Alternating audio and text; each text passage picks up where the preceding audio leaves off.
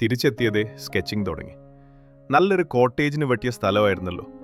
ആ ഒരു ഓളത്തിൽ പെട്ടെന്ന് തുടങ്ങിയെങ്കിലും സംഭവം അത്ര സിമ്പിൾ അല്ലെന്ന് വൈകാതെ മനസ്സിലായി. കുറേ വ്യത്യസ്തമായൊരു ഡിസൈൻ. ക്ലയൻറ്റിന് അതിൽ യാതൊരു തരത്തിലുള്ള കോംപ്രമൈസും ഇല്ല. ഇങ്ങനെയൊന്ന് തന്നെയായിരുന്നല്ലോ ഞങ്ങളും കാത്തിരുന്നത്. ഇതിനു മുൻപ് കൽപ്പറ്റയിലൊരു ഹോട്ടലിന് വേണ്ടി ഇതുപോലൊരു ഡിസൈൻ ചെയ്തിരുന്നെങ്കിലും സാമ്പത്തികമായ വെട്ടിച്ചുരുക്കലിൻ്റെ ഭാഗമായി വഴിയെ അതും ഒരു സാധാരണ 4 വശവും ചരിഞ്ഞ മേൽക്കൂരയുള്ള രീതിയിലേക്ക് വന്നു തുടങ്ങിയപ്പോൾ വിട്ടു. എങ്കിലും ആദ്യം കൊടുത്ത ഡിസൈൻ അവർക്ക് നന്നേ ഇഷ്ടമായിരുന്നു.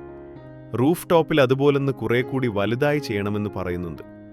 ഏതാണ്ടൊരു മോഡൽ സെറ്റായെങ്കിലും എന്തൊക്കെയോ ചില പോരായ്മകൾ. എന്നാൽ പിന്നെ ഇരിക്കുന്ന പ്ലേസ് ഒന്ന് മാറ്റി ആംബിയൻസ് പിടിക്കാമെന്നായി. നേരെ ഷോറൂമിൽ പോയി നട്ടപ്പാതിരയ്ക്ക് എല്ലാ ലൈറ്റ്സും ഓണാക്കി അവിടെ നിന്നു.